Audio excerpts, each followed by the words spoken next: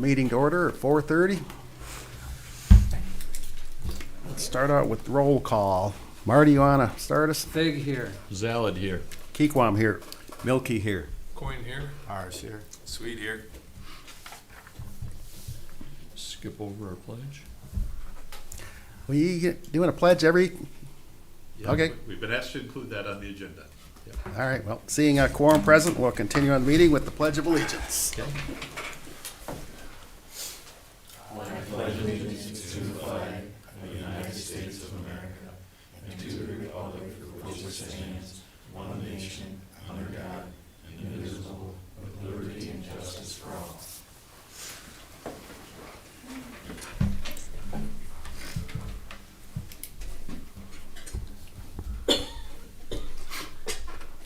And moving on to item 4, approval of today's agenda. Make a motion. Motion by Melky, support by Coin. Okay. So, how that work? I don't Yeah, think you that guys are works. like That's perfect. why We're- you're the chair. Okay, perfect synchronization there and that. All in favor, say aye. Aye. Opposed, the same. And the agenda is approved.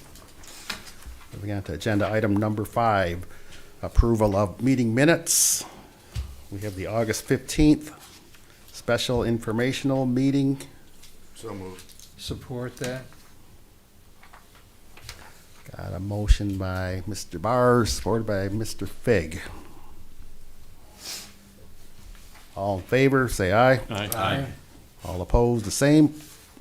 And those meeting minutes are approved. We also have the August 15th regular meeting minutes. Move to approve the August 15th regular meeting minutes. I'll support. Motion by Sweet, support by Zalad to approve those meeting minutes. All in favor, say aye. Aye. All opposed, the same. Meeting minutes are approved. Going on to agenda item number 6, presentations. Have anything there? No presentations? Moving on to item 7, public comment. Anybody? Anybody online?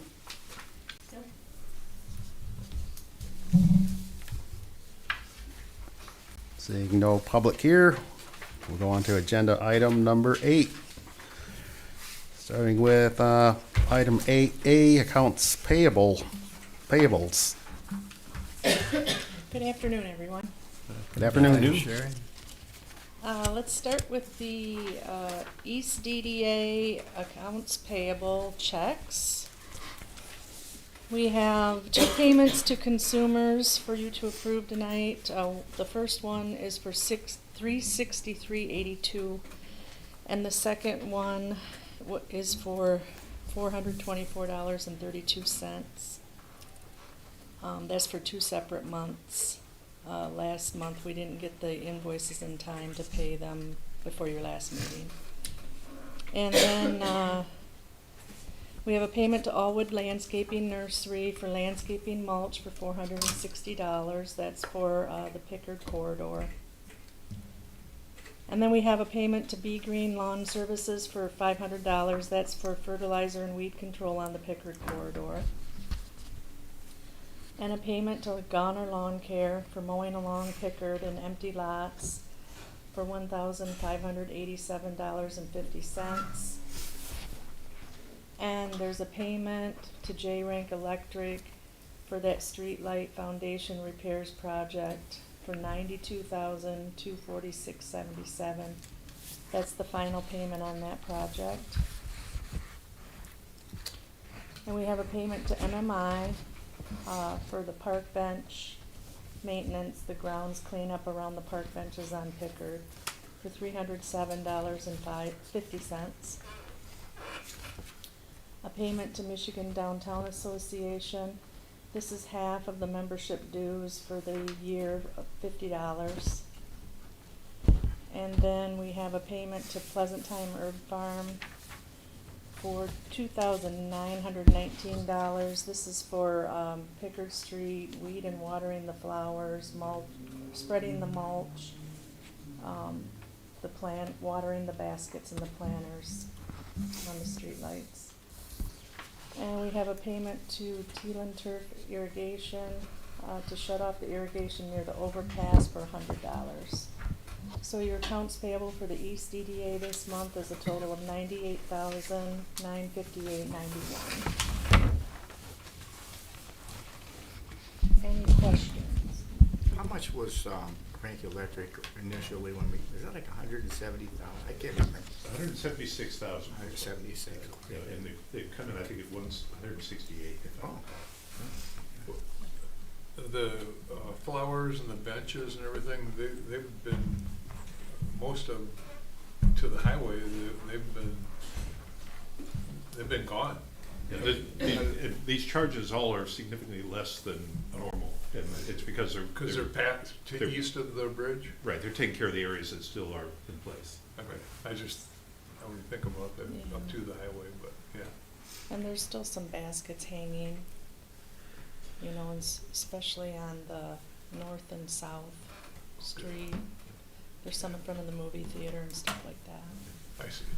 And, Right. the Pleasant time is actually a little higher than usual, because they had to water some of those baskets where we had to turn off the irrigation. Oh, yeah. So Good. there are a few baskets they had to water through the season. Yeah. What was is the work completed on the underpass, or the overpass? Well, I was going to deal with that Director Cummins. Okay. So I've got a comment on that one. They just moved a bunch of sand and stuff in just last week. They're still working. Can I would like to make a request, if it would be possible, to inquire about having J. Rank, for the amount of money we paid him, if we could get a set of as-bills before we pay them. We do have, they provided those, that was part of that Excellent. project. Okay, because probably next year, I'd like to see some money set aside to get those electrical lines that we paid dearly for in the Mistig system. And I have a comment on that, or Good. Director Cummins too. Okay, perfect. They're on top of it, thank you. No more Yes. comments. Just let them do their job, they'll be all right. I love that you're in anticipation. I remember the days where, we had those, but where are they? I don't know, Well, we bought that whole software Yeah, system yeah, too, so now we have yeah, something to load exactly. too. So, Right. Been We around too long, digitized, so. Especially when we have to start paying the repair bills. Yeah, well, that's just it, right now we got a new system, so let's do what we can to keep it that way. And it's all sparkly, keep it that way. So any more questions on the East DDA payables? Well, make a motion to approve the East DDA payables as presented. Support. Got a motion by Zaled, support by Sweet. Hearing no more further questions, all in favor, say aye. Aye. All opposed, the same. Hearing no opposition, payables are approved unanimously. Thank you. On the West, Okay, moving on to the West DDA, we just have one check to the Michigan Downtown Association. That's for half of the membership dues for the year, $50. Make a motion that we pay the West DDA bills as presented. Support. got a motion by Fig, support by Coin to pay the West DDA payables. Hearing no questions, I'll ask all in favor, say aye. Aye. All opposed, the same.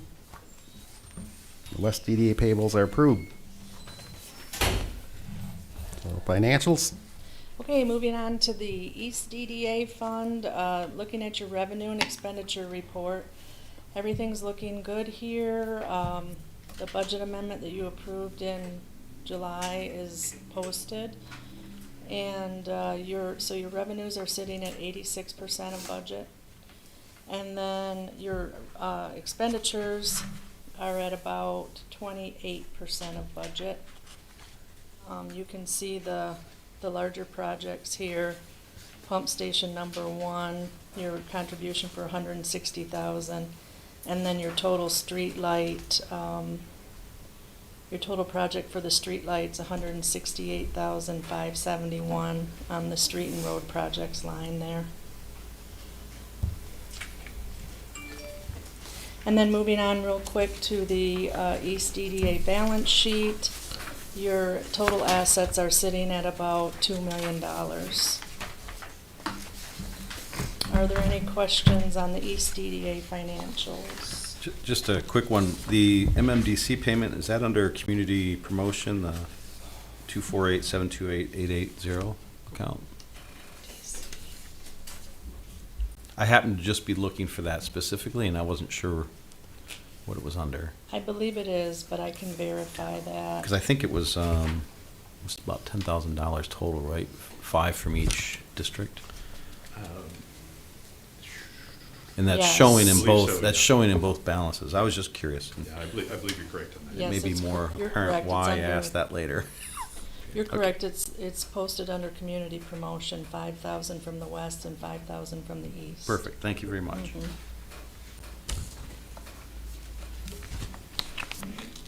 Okay, moving on to the West DDA financials again.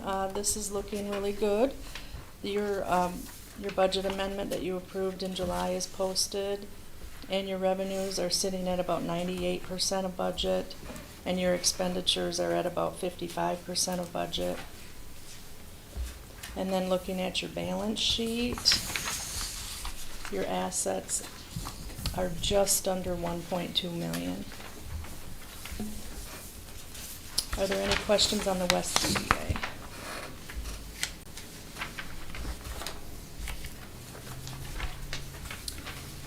If not, thank you very much. Thanks, Sherry. Thank you. Thank you. Hearing no questions, we'll let the record show the financials were received and filed.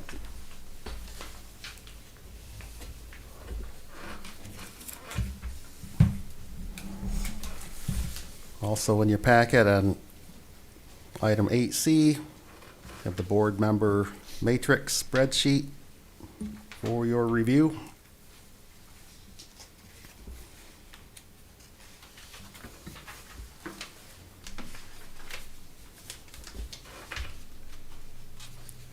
And moving on to agenda item number 9, new business.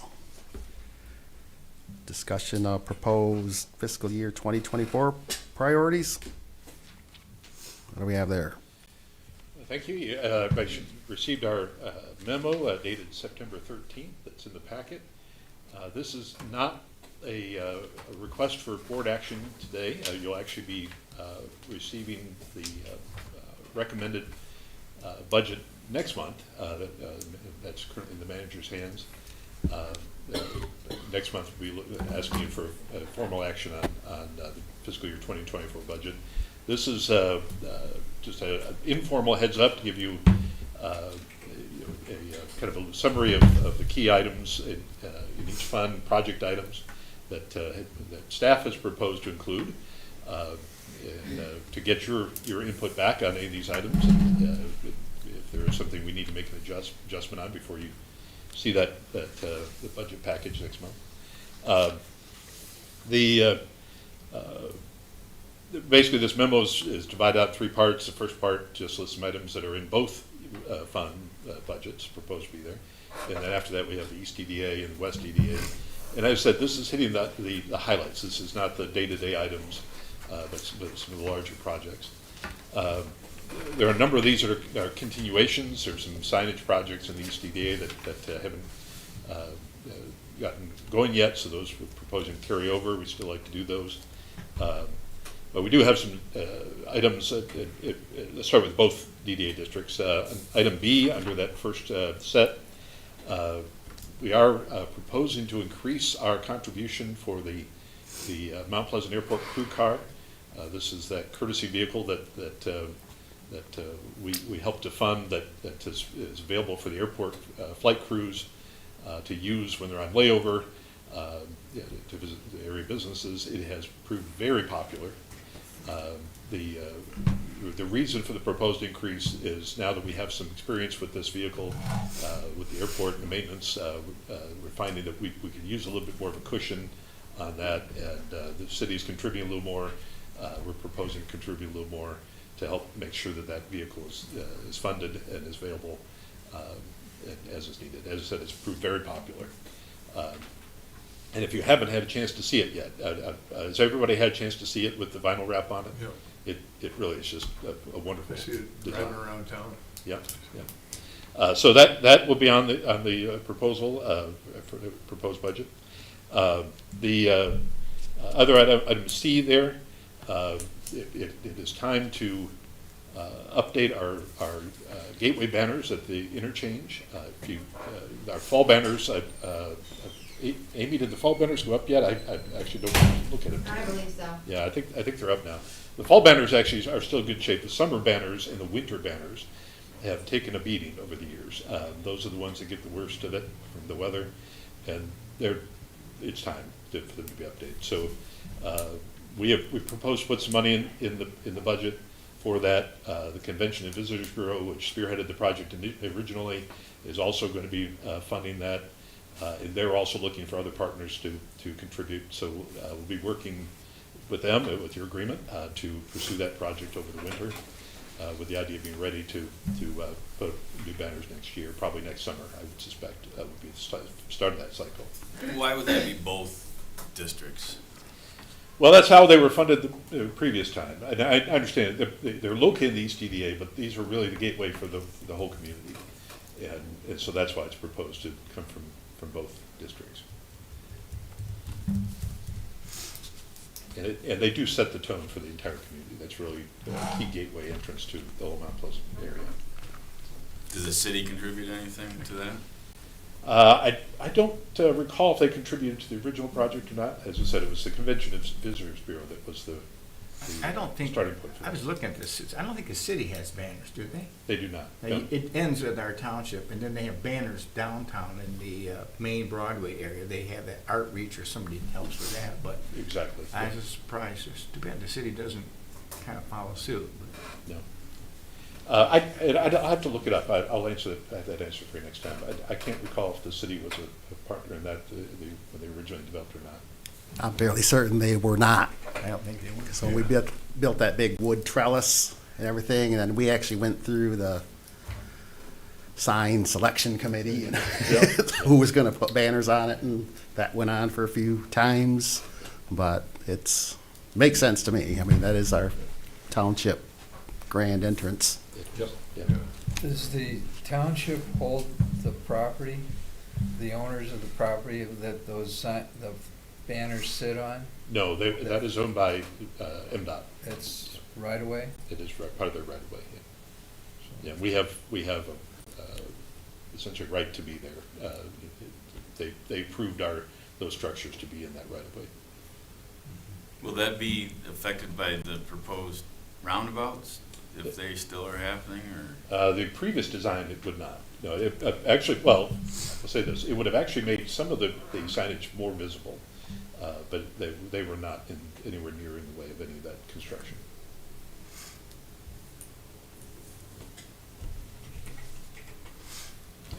Any other questions on that first set, A, B, and C? I just had a comment on the courtesy car. That's like kind of there's actually somebody that manages that or checks it in and out and. Yes, yeah, it's the airport manager and his staff that manage that car, the maintenance, the check in and check out.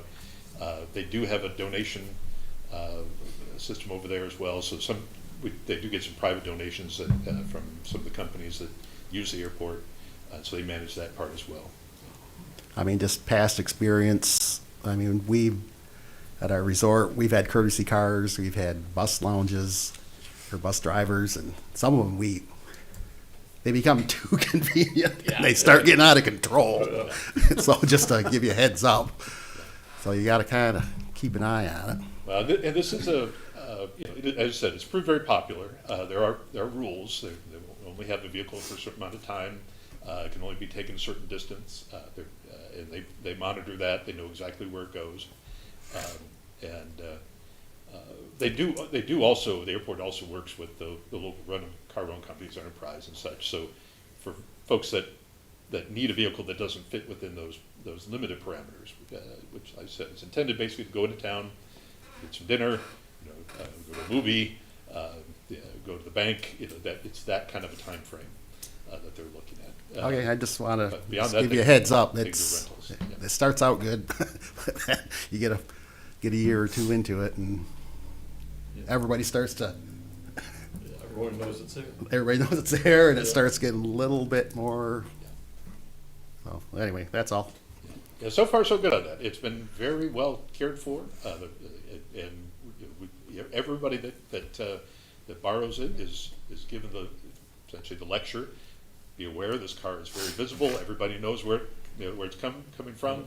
So it has been very carefully tended.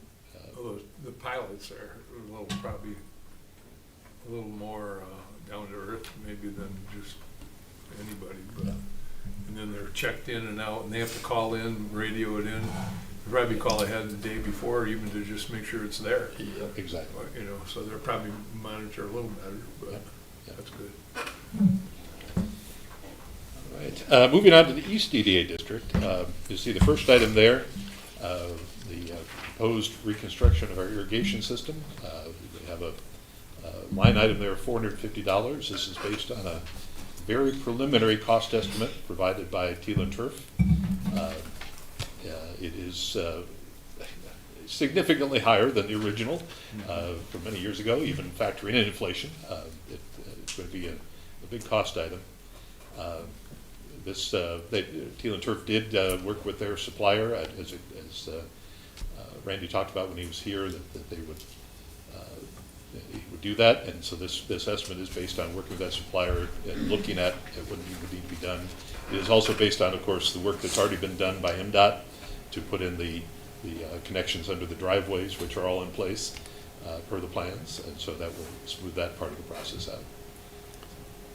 Did Spartan commit to any documents or presentation of drawings for the system, the proposed system?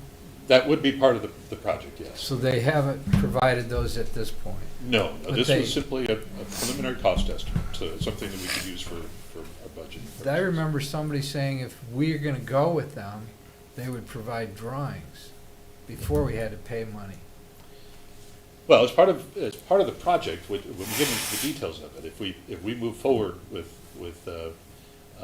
Teal and Turf and with Spartan, we can work out those details of the project before we get started. This, as I said, this was solely done so we had some idea of the numbers for our budget. We haven't talked about all the specifics of the process, but they did commit to providing plans. Okay, because I'm remembering that we said, well, we might as well go with Spartan because they're gonna provide the drawings. And so they must have done drawings to get this number, or they have a decent idea, I don't know, I think this was done based on the information we had. Of course, we have the road plans. They could scale everything out. They knew where all the crossings are. So I think that's what they used. They basically ran the numbers based on the M20 construction plan set that we have.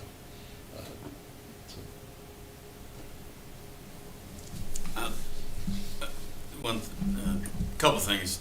I mean, I've kind of made it known, but it'd be very tough for me to support that. But the other thing is again, the proposed roundabouts at 127. But now that I'm saying it out loud, I think we would probably stop short of that because we've already got the irrigation there. Right. So that would be an additional cost down the road if those do come about, correct? But 450, believe me, I know it looks nice, but for green grass, that's just a lot of money that I think, we could spend it better on infrastructure updates with, getting water and sewer on both sides of roads that are within our districts, improving the roads. But I just have a tough time. I'll have a tough time with that, so. And one thing I'll say is that this is solely the budget. You would still, we would be coming back to you with the project. Right. When that time comes. So we can continue our discussion Yep. on that. So this is solely reserving the money essentially for the budget. The point is valid though, as far as you have a small strip of land and we have the water, the plants and stuff. But it seemed to me for that strip of land, that just shocked me. You know, I don't know whether, maybe you're better off putting blocks of brick it or something, I don't know, and then, I don't. Well, it comes all the way from Crapos all the way to the highway, on both Yeah, sides of the goes road. a long ways. Yeah. And sometimes it's a little wider, but. Well, this is just half of it though, really. I mean, because it's just going to the highway. It's not going Right. to go all the way to Somerton because from the highway to Somerton's already in place. It hasn't been dug up. Do we irrigate past the Yeah, overpass? We do. we go all the way Oh, to okay. Somerton. Yep, the whole lane. Yep. Okay. But I mean, we have a $25,000 a year water bill for it. We have repair and maintenance every year for it. Big dollars. I for just, sure. you know, looking through the budget wish list or the proposed, you know, we've got 1.145 million for irrigation and sidewalks, and we have $100,000 for infrastructure for a plan of a water loop. I just think as an EDA that we can attract a lot of business too by making it easier for them to connect into our water and sewer, to have better roads, to have Class A roads where we have industrial areas, those types of things. So You could have some competition between everybody that has a strip in there to put their own system in and keep it watered. we could, you could almost look at the economics on that of giving Yeah. grants to the business Do it, owners yeah. along the corridor And keep it up. to keep it up and extend their irrigation across. Because at some point, I mean, this 450 in 15 to 20 years, MDOT's going to come back in and redo a road. So, I mean, it's a lot of money. And I don't know, you know, I think we as servants of the taxpayers of Union Township need to make sure we're spending that money as we would spend it. And I just, So, Well, when that system went in, are there records of what the costs were at the time? I don't have it in front of me. I I can mean, find it can be but, accessed, I'm what sure that we can find it. was, yeah, what that was at the time. And I know we spend tens of thousands in memory. I can't document it either, but I'm looking backwards at irrigation that we've taken care of, the lawn that we also maintain. And then I get to the city limits and I see drastic change of presentation. And a lot of people spend a lot of time and energy on their yards for one reason, presentation. And I think that that's what we were just talking about with the banners, it's presentation. And the art reach banners that go up, the money we give to the Mid-Michigan Development Corporation, all adds to the presentation of what we're doing, sidewalks here, sidewalks wherever. And I agree, it's a huge dollar. Maybe there's other people that want to make a bid on it. But, you know, I think that past trends have shown that the corridor is an important issue wherever it may be. There's all kinds of places that's all they're about. If you think about the casinos, which we are in the gaming business. So I think that, you know, in your image, I've never been to Las Vegas myself, but for those of you who have, you can see they spend a lot of energy. And I don't think that's all, each casino doing it. I think there's a general theme. I think Frankenmuth has that mindset as well. They kind of have this general idea of how they're presenting the atmosphere. And maybe there's a better way. Maybe there's a more economical way. Maybe more sustainable, less, you know, water spraying every night to grow things and fertilize things. And find a way, like Dave mentioned, that you could do something that was less impactful with grass mowing or whatever. But I think somewhere we're gonna have to present the image that we we're trying to keep and improve, because look at that road now. Beautiful, and you're talking about roads always need work, but for our community, you can drive a lot of different places. Watson, beautiful road. Lots of different roads are in great shape all around the community. I think we have our local government, DDAs do a lot. We put in Betty Lane and some other streets and roads and sidewalks. But the tribe and the Soaring Eagle donate a lot of money to help keep all those parks and roads and different projects going. And we're fortunate. We have a really blessed infrastructure around here. A lot of the roads are M20, 27, all the way up. 27's doing really well. I just think we're doing good. We're gonna have a big expense somehow for that, but, and like Jeff's saying, add on the cost of what's happening at the intersection too. When that's gonna be done, we don't know, but that's gonna be another big expense for watering. And I don't know if they included it, but I think all of the flowers have water supply, don't they? Well, that's one thing I would note is that all of our streetlights have irrigation to them. So if we were not to put the irrigation back in the ground, we would still have to consider whether we're going to do it for the streetlights, because otherwise, in order to have the flowers there, they'd have to be hand watered essentially. That's a significant cost in time and I mean, resources. yeah. That would take a long time to add up, but. Yeah. I mean, it's- Mark, it's- you, I think, very great points, and the corridor is huge, and it's unfortunate in our setup, how we surround the city, is this, the second you get into the city, I mean, when you're going in, the curbs are cleaner, Yeah. right? Because the city takes care of the curbs and the road commission does not, and doesn't take care of their catch basins. And we can see that, we can cut sod out here in the curb. But going out in the Union Township, it looks just gorgeous. And it's unfortunate that you hit a line and it's different. Really You is. know, and but those are all good points. Thanks. Probably the only thing I'd add, and I don't mean to prolong the discussion anymore, but, and this is just a comment, I don't need a response, is one thing we do want to pay attention, $500,000 is a huge amount. Teal and Turf has always been there, and they are our preferred irrigation contractor without a doubt, and I fully support that. When you talk about stewardship of taxpayers' dollars, and I don't have any answers, but we need to have a little bit of discussion what contract method of contract delivery we're gonna use that. And if the board feels comfortable, but what I don't wanna have happen is we come up and I get my board packet and I've got a $450,000 purchase order with Teal and Turf.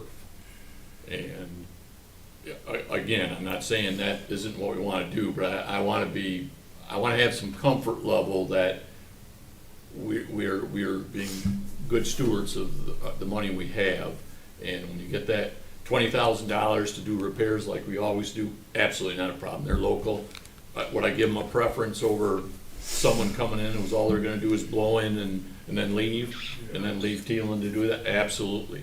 But just, it's a huge number to just write a check over. We already did that once this year. I really don't wanna do it again for a while. I think as we progress down the line, Rodney, I think we gotta come up with alternatives.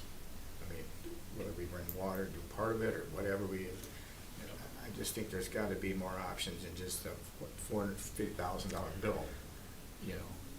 Nope, but. Yeah, I'm hearing what you guys are saying, that I see that 450, that's just a very It's just a budget soft, number. Yeah. probable cost guesstimate.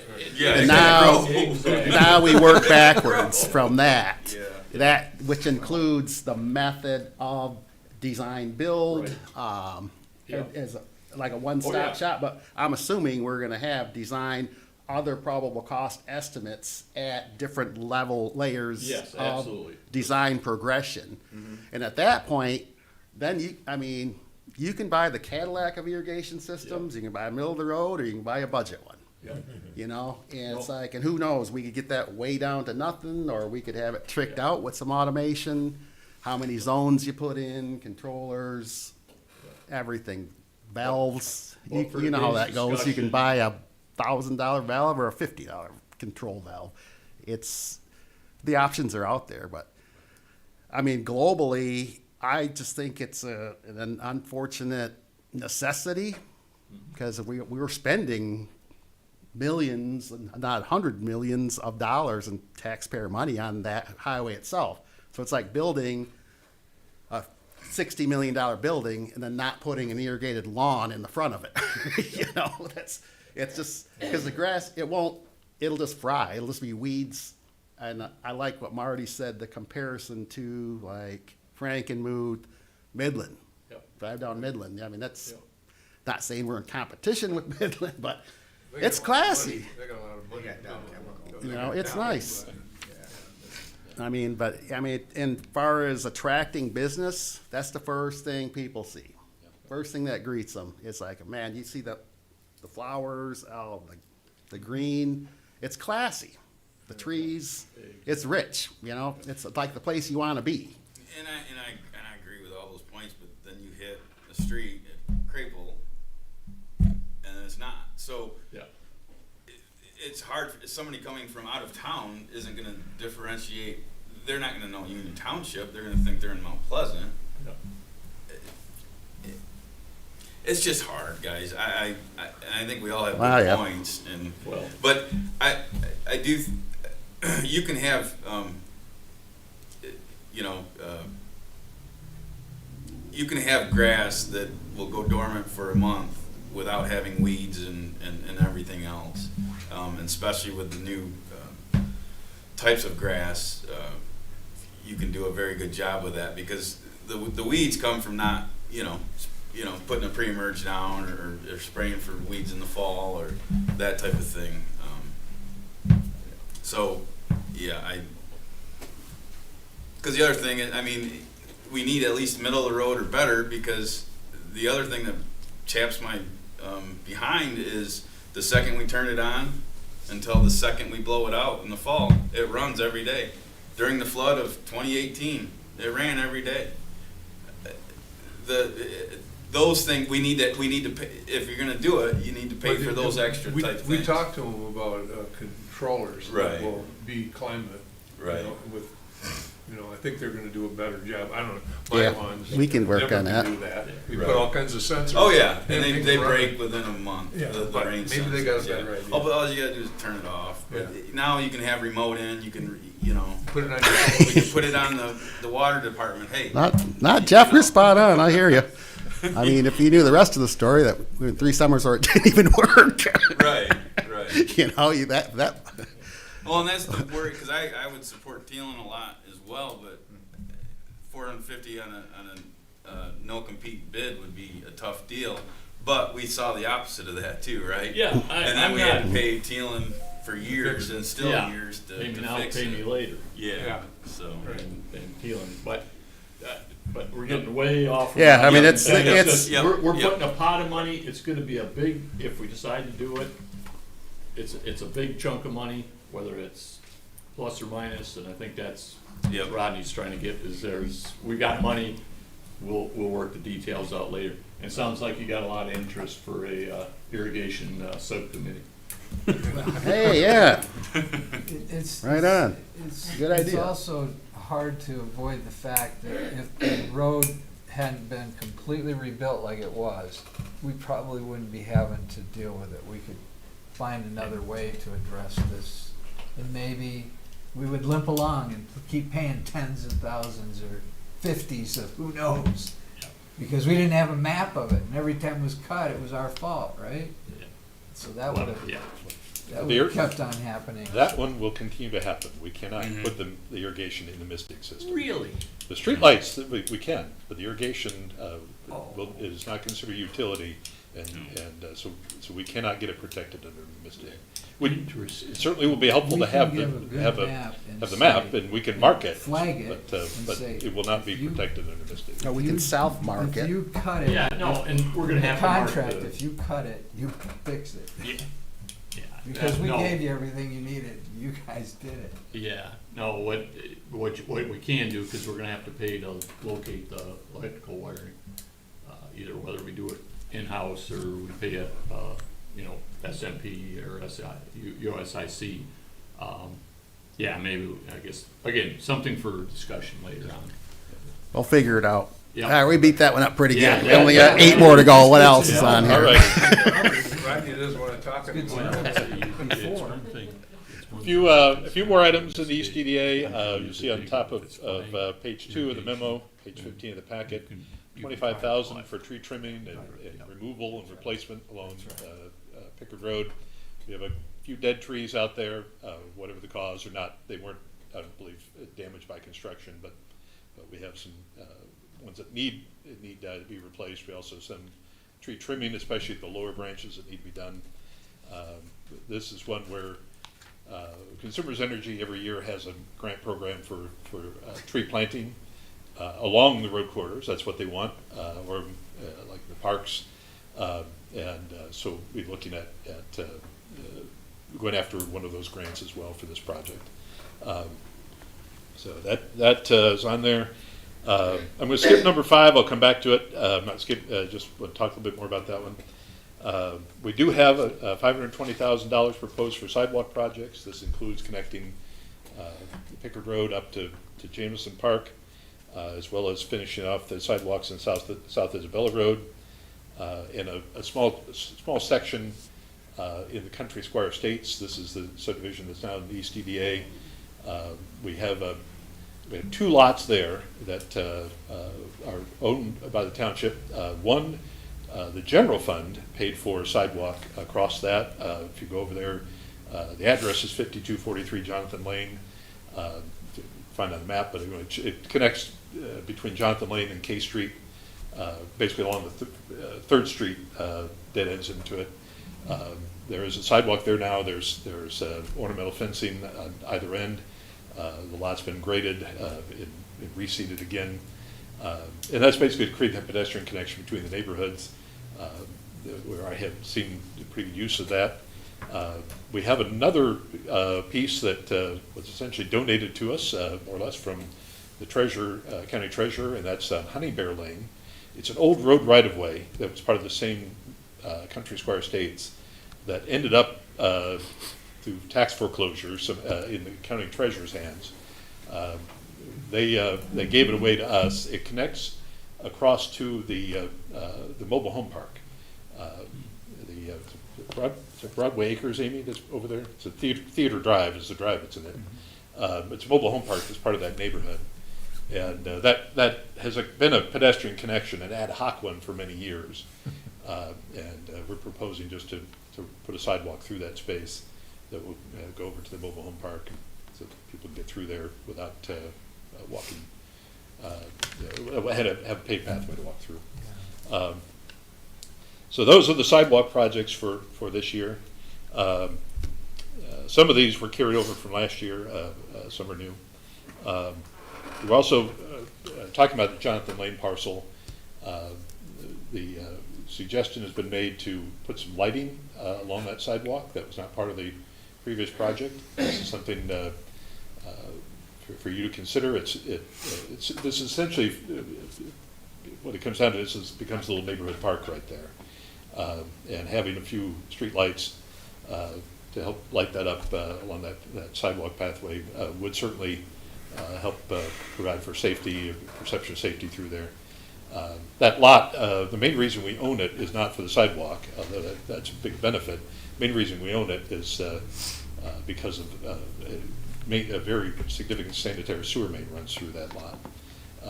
That made it very difficult to build anything on it. There was a house there that had gone derelict, but for example, you could never put a garage on that because of that sewer that was there. So this functions much better. It protects that sewer line, connects the neighborhoods, and so this little lighting project would be a nice addition to that. I will tell you that the $90,000 is a guess. I do not expect it to cost that much. I wanted to put it on the high end. I have not run any numbers on it, but it's a number I think we can work within. Thinking just a few street lights through there would get where we needed to go. So that's that project. Then going back to number 5, we proposed a $550,000 for land assembly. One of the challenges that we have from an economic development perspective in the township is that the industrial land that we have, especially in the East EDA district, is fragmented. It's small lots, it's awkward shapes, and that actually is not just the industrial, that also applies to the commercial. For example, there at Bud Street and M20, we have that parcel that at one time was an RV sales lot. It's been a few different things next door to the hotel there. It's a big piece of property. There's one house that kind of intrudes into it. What looks like it ought to be one parcel, I think, is 4 or 5. Very awkward, weird, narrow shapes. The folks that are marketing it keep trying to market it as 4 or 5 different parcels. None of them could be used for much of anything. So that kind of land assembly, and I'm not saying that that's a property we need to buy, but that also exists in much of our industrial land. It's in weird shapes that don't really work very well. Last year we had in the budget money to improve the roads in the industrial areas around Packard Street, Airport Road. We tried working with the road commission on that. We got nowhere with the road commission to try to get them on board. So we're going to look at this from a different tact and talking with the Middle Michigan Development Corporation, Jim McBride there. The state is putting money into funding municipal-owned industrial sites. They really want to work with the municipality on sites that they own and control in terms of providing funding for improving those sites to make them ready for potential industrial development. And so this is a little turn in focus here to look at potential land assembly opportunities, which then we can turn to make use of potential some state money to help fund the infrastructure side of things to go with them. So that's where we are right here. We don't have particular sites in mind other than, as I said, we have a number in East EDA that certainly we could look at, and we would again be working with you on that more specifically as we go along. But this is to commit some resources that we can have available to start that potential process. Are there any other questions about the East EDA? I just want to comment on this last one. I mean, we've certainly found that industrial or business parks, we limited resources within the township and the city. It's definitely a need, and I think, as you said, there's not something specifically in mind, but we may come across something that's worth improving to spawn that investment, right? Right. You're still gonna talk about the overpass or I was gonna ask you about the work that was being. Yeah, under director comments, I have that. Okay. I have a note for that. All right, thanks. Just a note, if I may, too, Board of Trustees, the Planning Commission, let me take a step back. Planning Commission is going through master plan review this year, also working on the parks plan this year. Board of Trustees initiated in the budget for this current year, monies for a survey. It's been since 2016, I think, since the last survey of our residents. And so that's in the works. Last night, the Board of Trustees met just on that survey. Questions that I kept picking up, because I brought my EDA hat as well to that. One of the questions was about what is the public's view of this land assembly.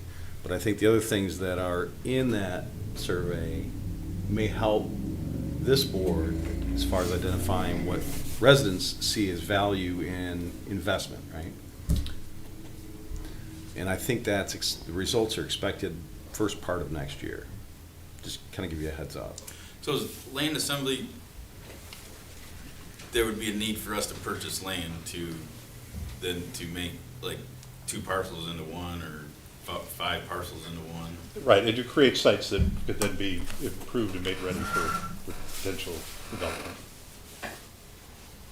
Or could it be just a 40-acre parcel or something like that, standalone 40-acre parcel? Yeah, and because I think the issue we face when we have companies come in is we don't have large tracks anywhere that, large company wants to come in and build in a,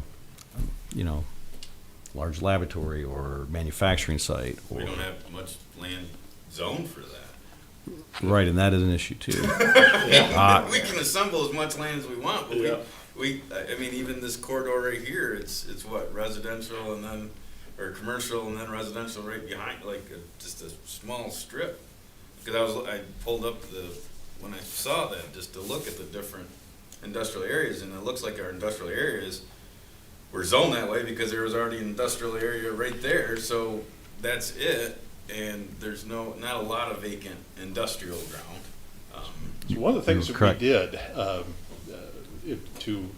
to help with this, because we are, and this is one of the conversations we're having on the master plan side for the Plan Commission, we and the city are overzoned on commercial.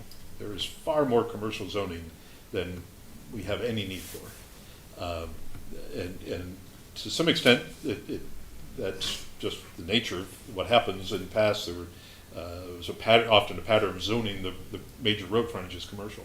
That's why much of Lincoln Road down here is commercial and office on the vacant land. The urban zone, for example, is zoned commercial and office. And it was just the idea that Lincoln Road was going to be a major corridor, therefore the frontage needed to be commercial. That doesn't really work. It's not a good planning practice, but we have some zoning that reflects that. The other thing that's happened is even before COVID, the commercial retail market was changing. Amazon and the others, e-commerce, changing the game completely on bricks and mortar retail. And then we had COVID that changed the game completely on the office side of things. And so there's simply far more commercial zoning in these both communities than we need. With that in mind, in 2021, we amended the zoning ordinance for the B5 and the B7 districts, which are cover the most of our commercial zoning, to add in allowing warehouses, distribution centers, and light manufacturing as special uses. It's not the best way to do that because it's a public hearing process. It's more steps involved, but this gives us the opportunity to allow for some of these sites in the B5 and B7 to potentially go that way, where it's determined that makes sense. So it did expand beyond the traditional industrial districts, some land that could be used in this way in the commercial side of things. It also has the benefit for us that it eliminates the argument that the big box stores make to the Michigan Tax Tribunal, what they call the dark store theory for big box stores, where they say you need to lower our taxable value because if we go away, if Walmart goes away, that store is not useful for anything else. And it's an argument that has held sway to some extent, but under this zoning that we have, those stores can become warehouses. Those stores could become a light manufacturing facility. They're not lost to that anymore. In fact, they might even be better utilized for those other things. So it had that benefit too. That Menards decides they don't want to be here anymore, we can create another use for it. So along these lines, is the Planning Commission looking at the future land use with some of these desires? Yeah, exactly. This is a key element we'll be looking at in the master plan. Now that process is just getting started. But for example, one of the things that we've done is we've actually applied for a grant through the Michigan, it's the Agricultural and Rural Development Department. It's what they call a rural readiness program. And it's an economic development program that MDARD has that provides money for community planning projects that we have applied to use those funds to help look at the US 127 corridor for potential additional land for industrial business park type development. So it would include areas in the East DDA, but it obviously looks beyond. We're looking at the whole corridor within the township, and basically about a half mile on either side is what we've proposed as our space to work in. So it gets us over to Somerton, which is the township border, and then over to Paceco Isabella on the east side. So we're looking at those corridors, and this grant money would pay for having our township engineering consultant primarily provide some analysis and evaluation of sites related to availability of utilities, road infrastructure, and other things, and some idea of what costs might be involved if we were to do some projects of acquiring land and setting it up for industrial development along those corridors. This is something, if we were talking a decade ago, we'd never be talking about the township acquiring land. It was not done. There were some states that were starting to do it, but not in Michigan. But what has happened is the site selectors want to, first of all, they really are the driving this bus. They want to work with communities that own the property. They want to, it's part of the certainty factor. Anytime you're trying to bring in a new industrial operation into a community, you're trying to eliminate as many uncertainties, as many variables as you can. And one of the ways that they have identified to do that is to focus as a priority on land for new development projects that is already in the hands of the local municipality, because it eliminates a lot of the potential uncertainties that are involved. They know, for example, that it's going to be zoned correctly. They know that the infrastructure is planned for. Even if it might not be there, it's planned for. They know that site is going to be ready for that. They know they have a community that wants them to be there because they set up the property for that purpose. That alone eliminates a lot of uncertainty. So that's why the state of Michigan is putting money, significant amounts of money, hundreds of millions of dollars, in fact, into projects to prepare sites for development. And in some cases, even looking at construction projects where buildings are built.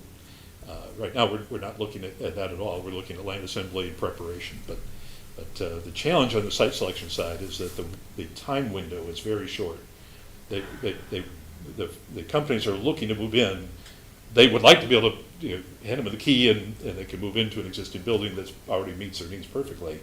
But in reality, they want to be in a situation where they can come in very quickly, get a building permit, and construct what they want. So they're looking for sites that are truly ready to move forward with. Are spec buildings something that some communities do in those kind of situations? They are, yeah. That is certainly something, and it's something that we can do as a DDA. We can be part of funding and in constructing buildings that are available for those purposes.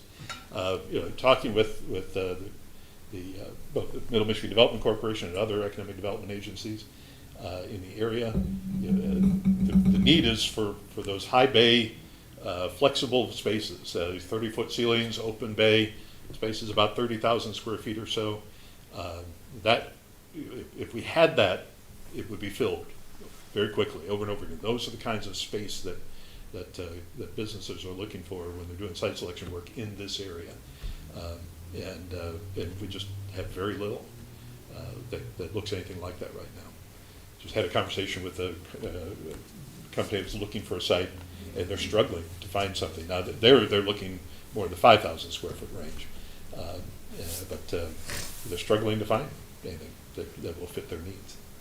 So it is something we can get into, and it's something that's part of our development plan potentially as a project to look at development as well.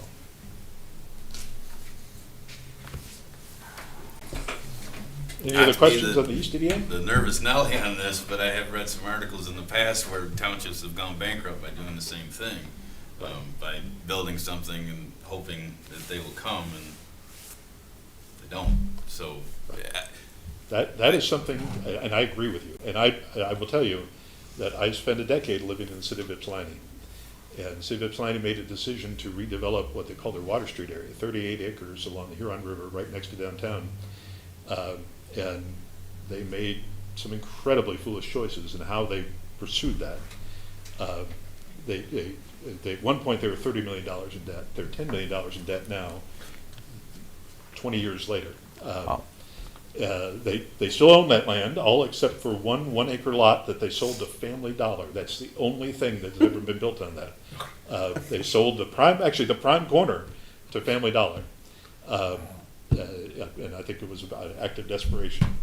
But I absolutely agree with you. It is something that we pursue. If we pursue it, we do it very, very carefully. Yeah. Yeah. And that's why you're here.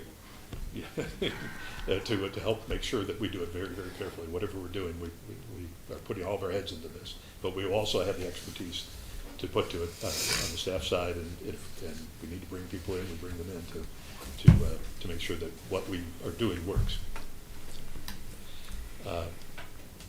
Moving on to the West EDA. Okay. So this one, you'll see, is not as much on this one. This year, we've spent a lot on the West EDA, the road and sidewalk projects. So we have a little less here. We do have the one sidewalk project. This is essentially when I was filling in the gap projects over by Merchandise Outlet. We have the sidewalks on Remus Road on both sides. There is no sidewalk that runs up the west side of Bradley Street, which is the township side of Bradley Street. Went up to the middle school. The middle school is in the city of Mount Pleasant. The vacant lot, which is owned by Merchandise Outlet, to the south of it is in the township, as well as, of course, the Merchandise Outlet on the corner of Bradley and Remus. So we propose to finish that gap, basically construct that sidewalk up to the middle school. We've had a lot of requests from that. We have a number of school kids that walk those sidewalks, and so we've gotten wonderful comments about having those sidewalks, and they'd love to have that last connection up to the school. So we propose that in the budget. And then we have item 1, I skipped that one. This is a carryover looking at working on a plan for potential street lighting or other improvements along that stretch of East Remus Road there where we did the sidewalk project. So it's just putting some money potentially for a plan. We had that in 23 budget. We haven't executed it, but carried it over to 24 for that. Any questions? Any comments? Anything we missed that we should have here? Rodney, maybe outline, but any word from the county on Lincoln Road north from the river? Actually, right now we're waiting for some information on that. We have Mr. McGurk down there. His project in the corner at Lincoln and Remus. He is under an obligation to install the remaining missing sidewalks. Essentially, go around the deli and down Lincoln, along his Lincoln frontage. We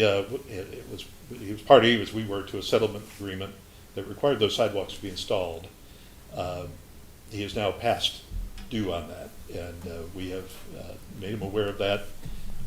He has asked about work on Lincoln Road because he has expressed a concern, as he did before, that if he installs sidewalks and the road commission comes in and widens the road and wipes those sidewalks out, what does that mean?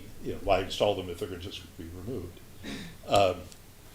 There is no plan on the township side to widen that stretch of road. At one time, that stretch of Lincoln, as was this stretch, was part of a ring road concept that dates back decades, where there was going to be a ring road around Mount Pleasant of such a truck route, and Lincoln was part of that. That concept doesn't exist anymore. It has been abandoned by the city. It was never part of any township formal plan. It used to be in the city of Mount Pleasant master plan. They've abandoned it completely. It does not make a whole lot of sense from a capacity standpoint to go to 5 lanes all the way down there. We've now constructed the south of the river as a 2 or 3 lane road. And my expectation is north of the river it would remain a 2 or 3 lane, it would be a 3 lane road north of the river. It's only 2 lane because of an easement issue at one point. Well, that's my question. But it's 3 lanes. Yeah. The sidewalk would not be affected. They have enough right of way for 3 lanes right now, and the sidewalk would be constructed at the edge of that right of way or outside of it if he chooses. Anyway, the long story is that the road commission has been asked for a formal response about their plans for Lincoln Road. As I said, there's nothing on the books, there's no budget, there's no funding at this point to do any widening. But they've been asked to provide something in writing back. Basically, from their perspective, what is their plan? And then our sidewalk project will proceed accordingly, that Mr. Ricker needs to finish. So I had a conversation with Pat Gaffney and Tony Casale, this would have been early summer, about exactly this. And the response essentially was, that road's in good shape, even if we want to make that, say, a 3-lane later, it's not going to happen anytime soon, because we don't want to put the money in a road that's in good shape. Well, if it happens, was their impression at the time. Again, it's not a formal response.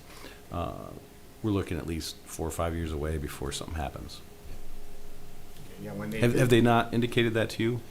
We haven't seen it formally yet. We've seen. Okay, but they've informally, communicated yes. that informally, right? Well, see, Okay. I was under the assumption they did the bridge and widened all that, and then we did the south side, and I think the intention, I thought we were discussing, when are they gonna do the rest of it to make Yeah, that? I mean, it's Right. been on And that's- our, and what I would add, you can say it's not a ring road, but No. from the bridge south to Broomfield and into town, it's a Class A road. Right. From the bridge north to M20 not. is not a Class A road.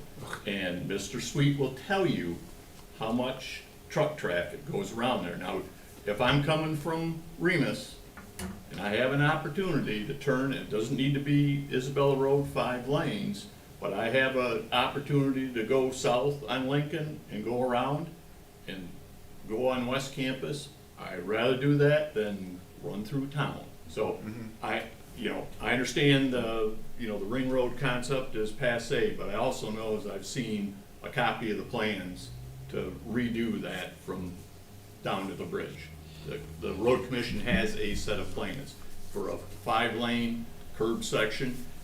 Maybe we put it to a 3-lane, but the one advantage of putting sidewalk in a curb section is then you've got, just drive down a city street. The sidewalks are straight. You look at what we got out on Remus Road, and I was party to it, Right. up and down drainage, and there still is, there still isn't adequate drainage on M20 there. So, I understand you've got a commitment from, the property owner to do something there. It's my understanding also that he's put some money, that part of that development was to put a passing lane in that area also. So I'll speak for myself. I would like to see some money emphasis, and again, are there absolutely no plans? Absolutely, probably not. But I think this board needs to, let's finish that gap. Does it need to be 5 lanes, with curb and gutter? No. That's what the bridge was built for, but, okay, let's get it down to 3 lanes, let's put a curb section in there, then absolutely, it's very easy to put sidewalks, because the drainage is all set. And I think that's something, with the budget we have, I think that's something we should probably give some consideration to, I agree. is my personal I agree. opinion. Well, let's see how the We road have a commission comes back. section of Class B road with all that Class A road around it doesn't make good sense. Yeah, and the worst thing, Especially when you have that many trucks yeah, that will use it. yeah, and are using it now. Yeah. So, And that's- but I understand, Pat, what you said is exactly right. He's got a lot worse roads out there, and to, True. tear out a road that's in good shape right now, Well, I say also, that's a heck of a good road to build on. that'll, It's already in good shape. yeah, no. Just- So anyway, no.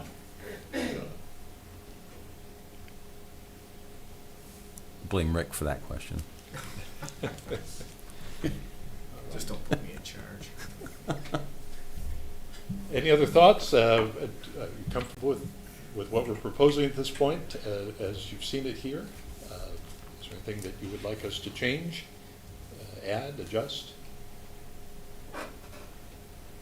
No, I do appreciate the heads up. Yeah. In years past, here's the budget, maybe a little discussion on each one, so I appreciate the opportunity to give it a month to chew on and that, so Yeah. thank you. Appreciate it. That's all I have then for that item.